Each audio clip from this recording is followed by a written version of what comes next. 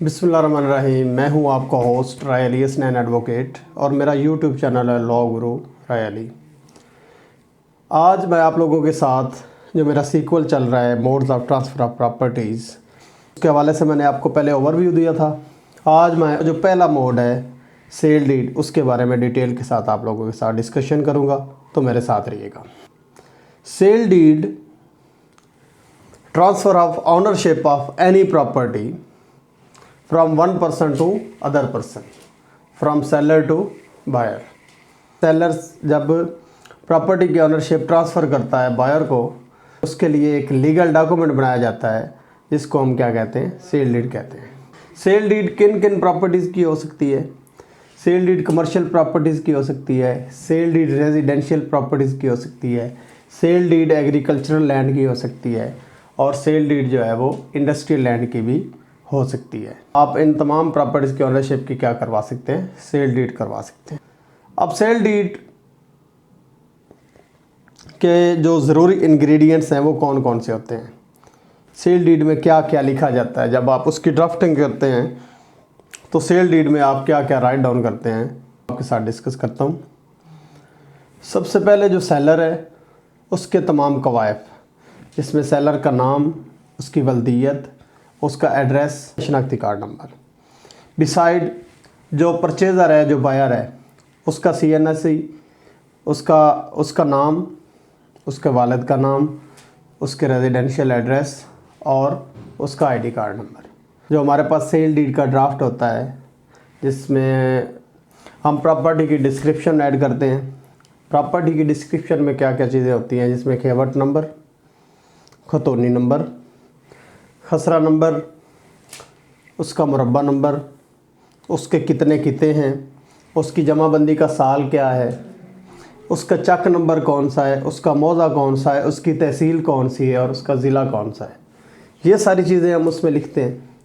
और साथ में प्रॉपर्टी की डिस्क्रिप्शन के बाद जो सेलर और परचेज़र के दरमियान टर्म्स एंड कंडीशन तय की जाती हैं, जिन बुनियादों पे टर्म्स एंड कंडीशन इसमें क्या आगे होती हैं कि ये जो रकबा मैं आपको सेल आउट कर रहा हूँ और जो रकबा आप परचेज़ कर रहे हैं, ये बार आज मुबर्रा है, ये किसी बैंक, किसी अथॉरिटी या किसी शख्स के पास ये मकफूल ना है, रहन ना है, और इसके अलावा इसके ऊपर किसी भी किस्म का कोई स्टे नहीं है।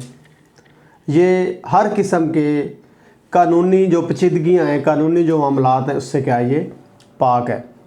अगर बाद अज़ रजिस्ट्री, बाद अज़ सेल डीड इसमें कोई भी कम्प्लेक्सिटी पाई जाती है तो उसका ज़िम्मेदार मैं हूँ।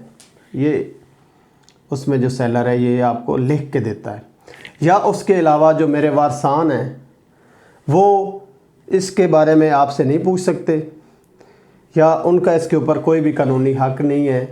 आज से ये प्रॉपर्टी आपके नाम पर मुंतकिल हो गई और हम इससे क्या हो गए, आज़ाद हो गए। तो ये तमाम जो प्रॉपर्टीज़ की टर्म्स एंड कंडीशन हैं ये भी उसमें शेयर की जाती हैं, लिखी जाती हैं। और साथ में प्रॉपर्टी की जो कंसिडरेशन अमाउंट होती है कि ये जो सौदा तय पाया है, ये कितने का सौदा तय पाया है। कंसिडरेशन अमाउंट को हम कहाँ से कंसिडर करते हैं, तो गवर्नमेंट ऑफ पंजाब ने वेबसाइट जिसके ऊपर DC वैल्यूएशन रेट है, हर ज़िले की, उसकी हर तहसील की, और आगे उसके जितने चकूक हैं, जितने मौज़ा जात हैं, उनकी डिटेल आगे सर्कल वाइज उन्होंने बताई हुई है। जो प्रॉपर्टी की आपकी डिस्क्रिप्शन है वो आप उसमें ऐड करते जाएंगे।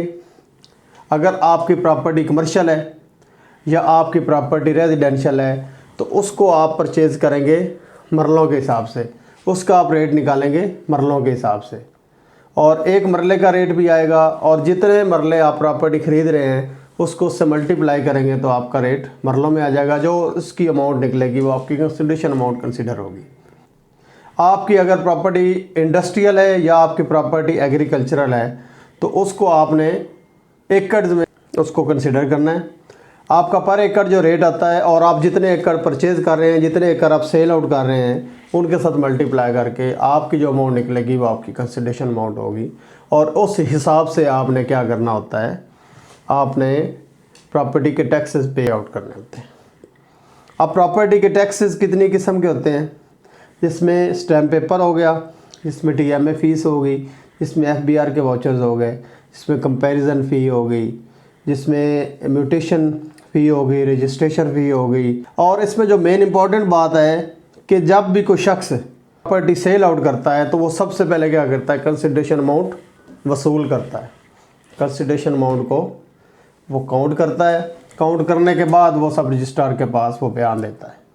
और अक्सर बात ऐसे भी होता है कि वो कंसिडरेशन अमाउंट किसी थर्ड पर्सन के बाद रखवा दी जाती है, और वो थर्ड पर्सन क्या है, वो एज ए अमानत वो उसको रख लेता है, और जब वो बंदा वहाँ जाके बयान दे दे तो उसके बाद वो अमानत उसको दी जाती है। और बयान देने के बाद रकम आपकी होगी, ज़मीन उनकी होगी।